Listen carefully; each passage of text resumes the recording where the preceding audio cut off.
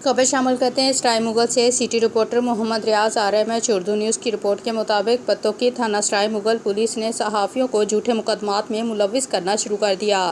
तफसीलात के मुताबिक तहसील प्रेस क्लब पत्तोकी के सहाफ़ी मोहम्मद रियाज अमजद पर पहले तूड़ी चोरी करने का और अब चारा चोरी करने का झूठा और बेबुनियाद मुकदमा दर्ज करके हरासा करना शुरू कर दिया। ज़मीन के तनाज़े पर सहाफ़ी और इसके रिश्तेदारों पर बेबुनियाद झूठे मुकदमे दर्ज इंसाफ के असूल के लिए सहाफ़ी और इसके रिश्तेदारों ने सेशन कोर्ट पत्तोकी के बाद लाहौर हाई कोर्ट में रेट पिटीशन दायर कर दी। पत्तोकी के सहाफ़ियों को अपने सहाफ़ी भाई के खिलाफ झूठे मुकदमा दर्ज करने पर शदीद एहतजाज। IG पंजाब से ज़िम्मेदारान के खिलाफ एक्शन का मुतालबा तफ्तीश कर रहे हैं। अगर सहाफ़ी के खिलाफ मुकदमा झूठे हुए तो खारिज कर देंगे। SHO सराय मुगल नसरुल्लाह भट्टी की सदर तहसील प्रेस क्लब पत्तोकी राना महबूब अहमद के खिलाफ झूठे मुकदमा किसी सूरत बर्दाश्त नहीं। SHO नसरुल्लाह भट्टी।